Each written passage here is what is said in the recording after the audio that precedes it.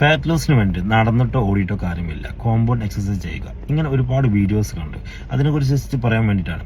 നമ്മൾ compound exercise ചെയ്യുന്ന സമയത്ത് നമ്മുടെ എനർജി യൂസ് ചെയ്യുന്നത് കൂടുതലും പ്ലാസ്മ ഗ്ലൂക്കോസ്, അത് കഴിഞ്ഞാൽ കൂടുതൽ എനർജി യൂസ് ചെയ്യുന്നത് ലിവറിലും മസിലും സ്റ്റോറേഡ് ആയ എനർജി, ഗ്ലൈക്കജൻ എനർജിയാണ്, പിന്നെ ഫാറ്റിലേക്ക് പോകുന്നത്.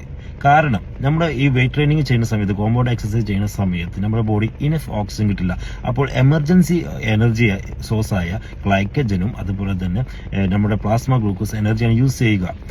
അതുകൊണ്ട് തന്നെ നമുക്ക് വർക്കൗട്ട് കഴിഞ്ഞ ശേഷം നമ്മൾ വെയിറ്റ് ട്രെയിനിങ്ങോ അല്ലെങ്കിൽ നമ്മൾ ഫുട്ബോളോ എന്തെങ്കിലും ഹൈ ഇന്റൻസിറ്റി കഴിഞ്ഞ ശേഷം കൂടുതൽ വിശപ്പ് വരാൻ കാരണം നമ്മുടെ ലിവറിലും മസിലും സ്റ്റോറേജ് ചെയ്ത മാക്സിമം ഗ്ലൈക്കജൻ എനർജി യൂസ് ചെയ്തത് കൊണ്ടാണ്. എന്നാൽ ഈ വാക്ക് ചെയ്യുന്ന സമയത്ത്, നടക്കുന്ന സമയത്ത് നമുക്ക് ബോഡിക്ക് ആവശ്യത്തിനനുസരിച്ച് ഓക്സിജൻ കിട്ടുന്നത് കൊണ്ട് തന്നെ നമ്മുടെ ബോഡിയിൽ ഗ്ലൈക്കജൻ ഒരു പരിധി എടുത്തതിന് ശേഷം കൂടുതലും അത് ഫാറ്റിൽ നിന്നാവും എനർജി എടുക്കുക. ഫ്രീ ഫാറ്റി ആസിഡുകളായും എനർജി ആയിട്ട് റിലീസ് ചെയ്യുക, അഥവാ കീറ്റോൺസ് ബോഡി റിലീസ് ചെയ്യും.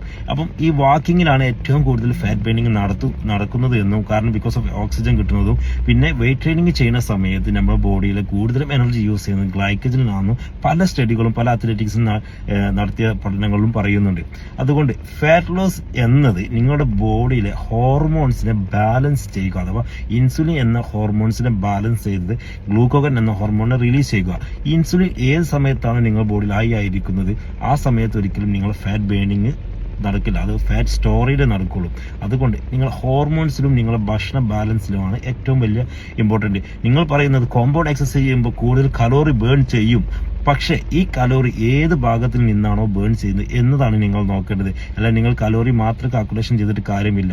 കലോറി ഏത് മെറ്റബോളിസം ആണോ, ഏത് ഫ്യൂളിൽ നിന്നാണോ നമ്മുടെ എനർജി യൂസ് ചെയ്യുന്നത് എന്നതിൻ്റെ അടിസ്ഥാനത്തിലായിരിക്കും നമ്മുടെ ബോഡിയിൽ ഓരോ ബേണിങ്ങും ഓരോ ഹോർമോൺസ് ഫംഗ്ഷൻ നടക്കുന്നത്.